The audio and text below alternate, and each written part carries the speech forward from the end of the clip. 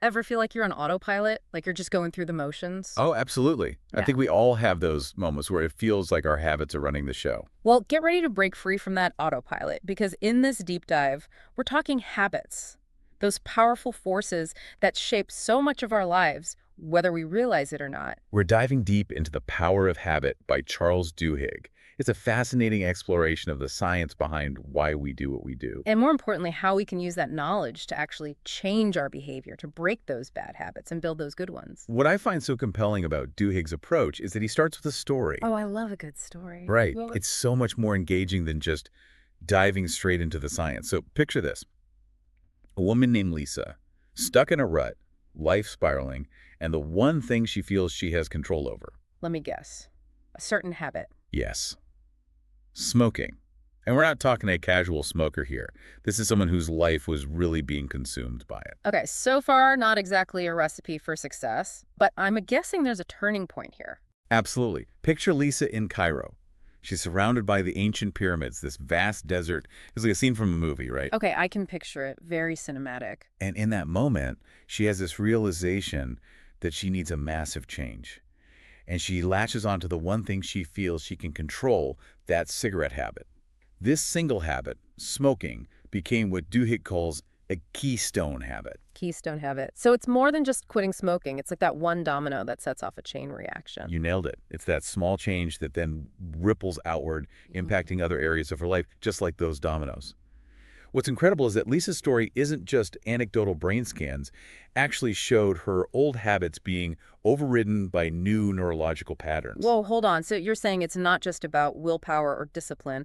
Our brains are literally rewiring themselves based on our habits. It's pretty amazing, right? Yeah. And this rewiring, this transformation, it's all happening within a framework Duhigg calls the habit loop. Okay, I'm hooked. Break it down for me. What is this habit loop? Think of it like a three-part recipe your brain follows for almost every single habit.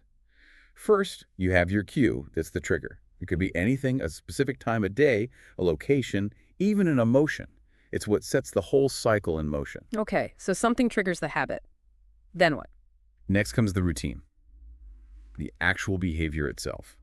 This is where you grab that cookie, hit snooze, or scroll through social media. And finally, the reward, right? That's what makes it stick. Exactly. That delicious cookie, those extra minutes of sleep, that's the positive reinforcement that makes the habit loop keep spinning.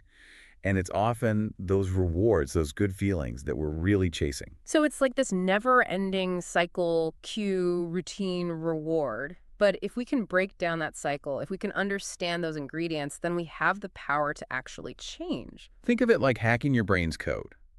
Once you know the cue, the routine, the reward, you can change any of those to create a new pattern, a new habit. It's making me think about all those things I do without even really thinking about them. Like I brush my teeth every morning, but do I even remember doing it? It's like I'm on autopilot. Mhm. You just hit on something crucial, the power of habits. They become so ingrained that we perform them without conscious thought. It's like our brains are running on well-worn pathways, freeing up mental space for other things.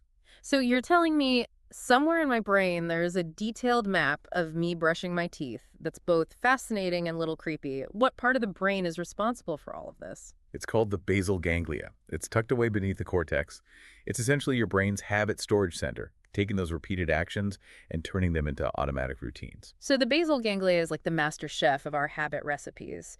But if it's storing all these habits, what happens when we try to break a bad one? Does it just disappear? This is where it gets really interesting. Habits never truly vanish. Imagine your brain like an old vinyl record. Even if you haven't played a track in years, the groove is still there, waiting for the needle to drop back in. So those old habits, those grooves in our brains, they're always lurking, waiting for the right cue to stage a comeback.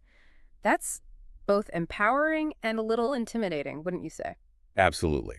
But before we spiral down that rabbit hole, let's unpack this idea of the habit loop a bit more, because understanding it is the key to making real, lasting change.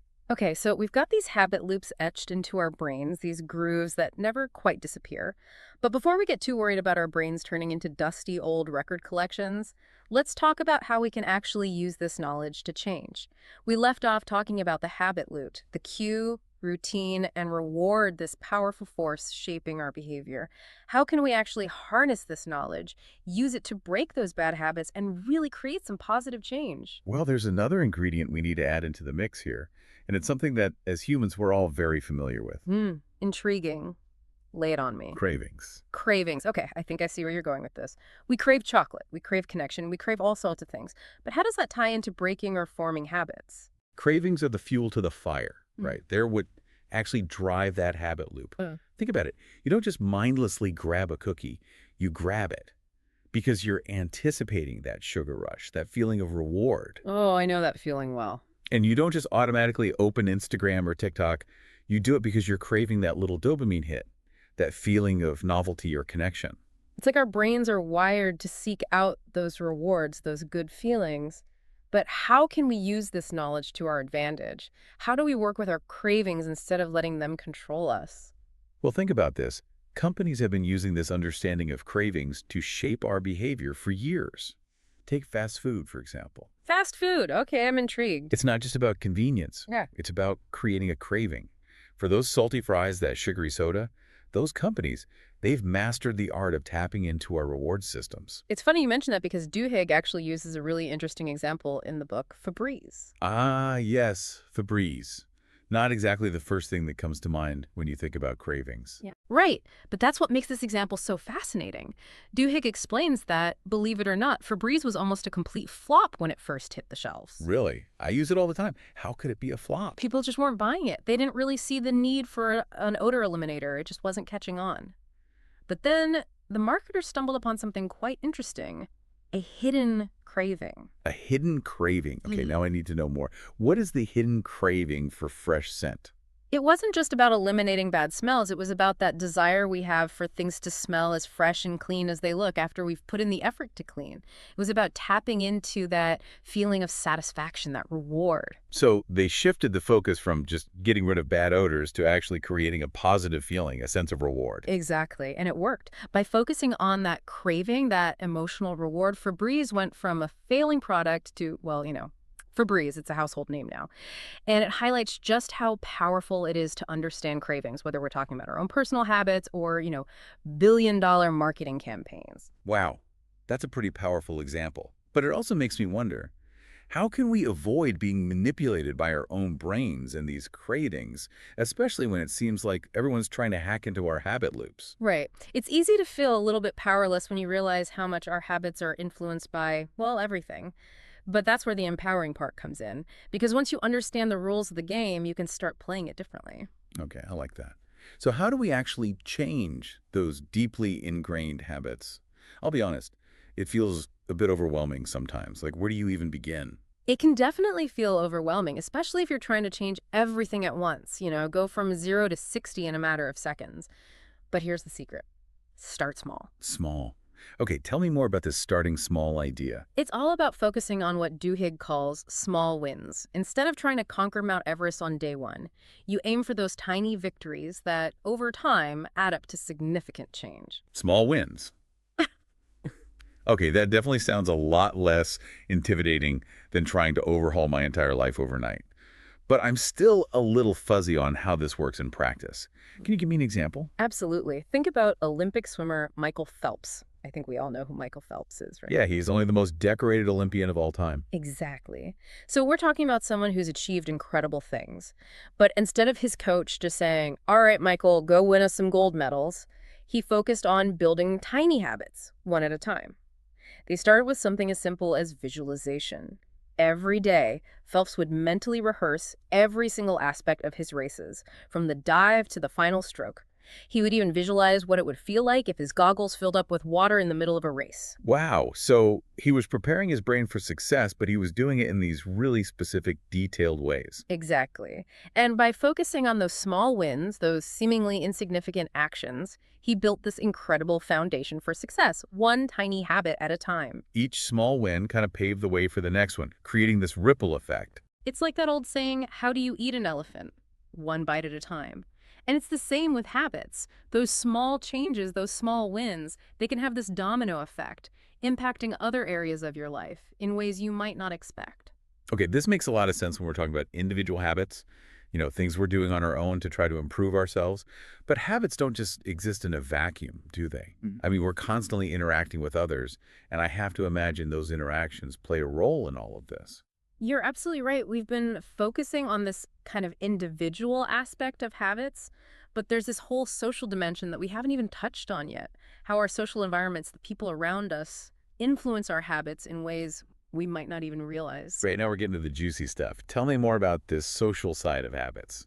All right, so we're back and ready to dive into the final part of our deep dive into the power of habit. We've covered a lot of ground, from the habit loop itself to those sneaky cravings that seem to hijack our best intentions. And we even touched on how our social circles play a role in shaping our habits, often without us even realizing it.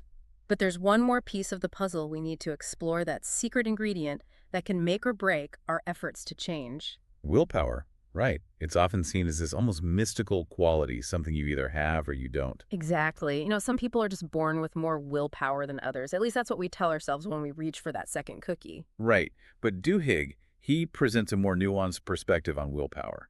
He argues that it's not some fixed trait, it's more like a muscle. Okay, a muscle. I like that analogy. So you're saying we can actually strengthen our willpower. Exactly. Just like any muscle, you can train it, you can make it stronger. But, and this is a big, but it can also get tired and depleted, just like our muscles do after a workout. So that's why it's so hard to resist that temptation at the end of a long day. It's not that we're weak, it's just that our willpower muscle is exhausted. It's like our willpower battery is running on empty. Exactly. And we can't just plug ourselves in and recharge overnight. Okay, so if we can't magically boost our willpower whenever we want, how do we work with this? How do we actually make lasting changes knowing that our willpower is a limited resource? It's all about being strategic. We need to plan for those moments of weakness, those times when we know our willpower is going to be running low. So we need to plan for failure. That seems a bit counterintuitive, doesn't it? Like, are we setting ourselves up for a self-fulfilling prophecy here? Not at all. It's about being realistic. We all have those moments where our willpower falters. The key is to anticipate them. Instead of putting ourselves in situations where we're more likely to give in to temptation, we can create systems that make it easier to stay on track. Okay, I like where you're going with this. Give me an example. How can we create those systems? Let's say you're trying to cut back on sugar, which, let's be honest, is a challenge we can all relate to. Oh, absolutely. My sweet tooth is my biggest downfall. So instead of just relying solely on willpower, which we now know is a limited resource, you might decide to remove tempting snacks from your home altogether. Okay, so if it's not there, I can't eat it. Exactly. It's about making those bad choices harder, even when your willpower is low. So it's about setting ourselves up for success by making it harder to fail. I like it. Exactly. You're taking the decision-making power away from your depleted willpower and creating an environment where those good choices become almost automatic. We talked about how powerful those cues can be in triggering habits. This is like hijacking that cue system and using it to our advantage. It's not about being superhuman. It's about working smarter, not harder. I love that. And you can apply this same principle to any habit you're trying to change. Want to exercise more? Lay out your workout clothes the night before so they're there waiting for you when you wake up. Trying to get more sleep. Establish a consistent bedtime routine. It's all about creating those cues that make good choices the easier choice, even when willpower is in short supply. This is all starting to click for me. We've learned so much about how habits work, but I have to imagine some of our listeners are thinking, this is all well and good, but how do I actually figure out my own habit loops? Those cues, routines, and rewards. It's a great question. And luckily, Duhigg offers a framework we can use. It all comes back to those three key components of the loop: the cue, the routine, and the reward. So first, you identify the cue. What triggers the habit you want to change? Is it a certain time of day, a location, a feeling even? Or maybe it's another action that always seems to lead to this habit. So it's like detective work. We've got to uncover the clues to our own behavior. Okay, so once we've identified those cues, then what? Then you look at the routine itself. What are you actually doing in those moments? What actions make up the habit? And finally, try to identify the reward. What need or desire is that habit fulfilling for you? It sounds like there's some real self-reflection involved in this process. But once we understand our own habit loops, then what? That's where the fun begins. You can start experimenting. Can you change the cue? Can you change the routine itself? Or maybe you can even swap out the reward for something healthier. So there's no one-size-fits-all approach to changing our habits. It's about finding what works for us as individuals. Exactly. We're all unique, and what works for one person might not work for another. It's about becoming a bit of a scientist of your own life, experimenting with different approaches and finding what sticks. And remember, even small changes can have a huge impact over time. Speaking of finding what works, we talked earlier about the power of our social circles, how they can influence our habits for better or for worse. How can we harness that social power to support our efforts to change? That's such a good point. Finding your people, surrounding yourself with those who support your goals, can make a world of difference. Their habits can become contagious in the best possible way. It's like that saying, you are the average of the 5 people you spend the most time with. If you want to change your habits, surround yourself with people who embody those habits. Right. And don't be afraid to ask for support, whether it's from friends, family, or even a therapist or coach. Having someone to cheer you on and hold you accountable can be a game changer. This deep dive has been eye-opening, to say the least. We've learned so much about why we do what we do and how to start changing those habits that aren't serving us. We've explored the power of the habit loop, the influence of cravings, the importance of small wins, and the surprising role our social circles play in all of this. It's really about taking all of this knowledge and using it to become the architects of our own lives, to design habits and routines that support the kind of life we want to live. Absolutely. So as we wrap up this episode, here's a final thought for our listeners. Think about one habit you'd like to change. Maybe it's something you've been struggling with for a while. What's one small step you can take today to start shifting that habit?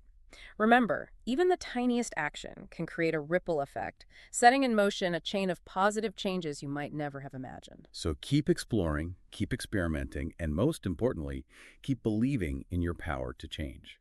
That's a wrap on our deep dive into the power of habit. Until next time, we hope this episode empowers you to unlock the incredible potential within those everyday habits.